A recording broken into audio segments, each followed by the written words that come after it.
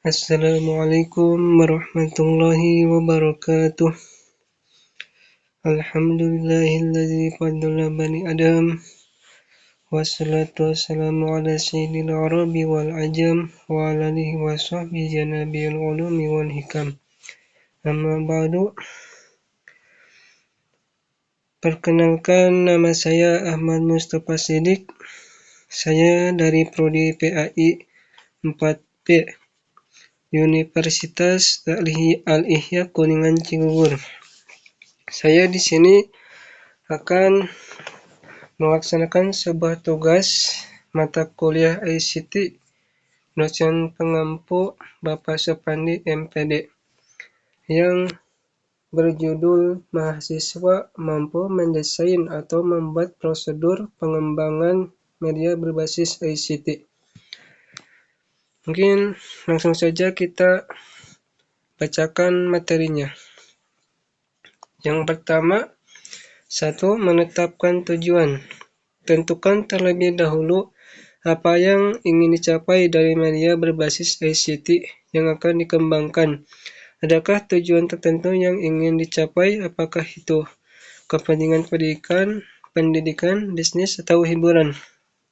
Jadi, kita ketika ingin mendesain media ICT, maka kita harus menetapkan tujuan kita untuk apa mendesain media berbasis ICT itu, apakah untuk pendidikan, kepentingan pendidikan, bisnis, atau hiburan. Yang kedua, yaitu membuat rencana. Buatlah rencana atau blueprint yang akan menjadi acuan dalam pengembangan media berbasis ICT.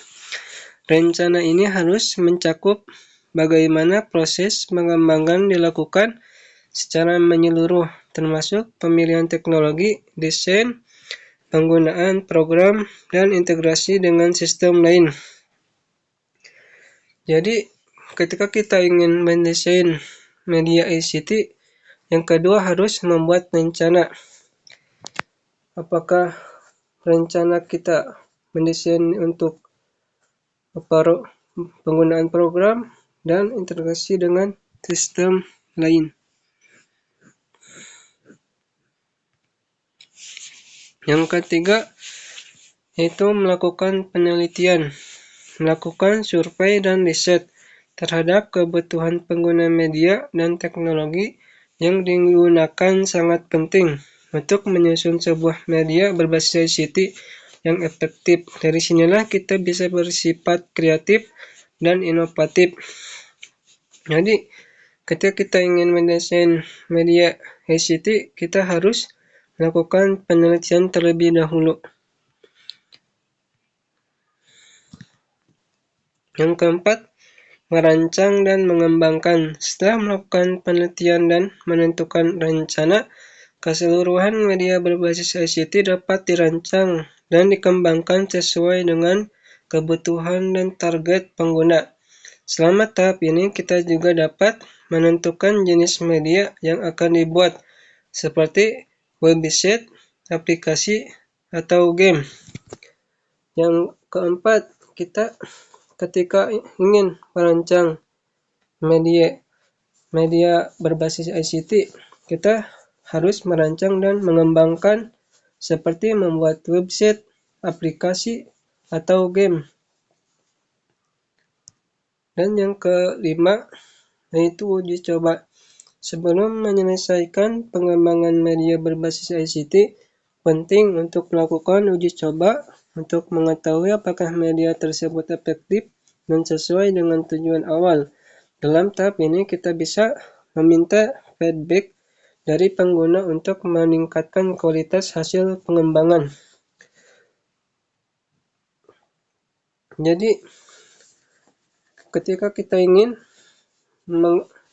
mengembangkan atau mendesain media berbasis ICT, kita yang kelima yaitu uji coba terlebih dahulu apakah media tersebut efektif dan sesuai dengan tujuan awal.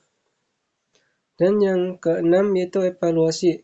Evaluasi dapat digunakan untuk menentukan sejauh mana media tersebut berhasil mencapai tujuannya, sekaligus dapat menjadi acuan bagi pengembangan selanjutnya. Jadi, ketika kita ingin mendesain media berbasis ICT, yang terakhir yaitu kita harus melakukan evaluasi. Kita melakukan evaluasi untuk menentukan sejauh mana media tersebut berhasil mencapai tujuannya, sekaligus dapat menjadi acuan bagi pengembangan selanjutnya.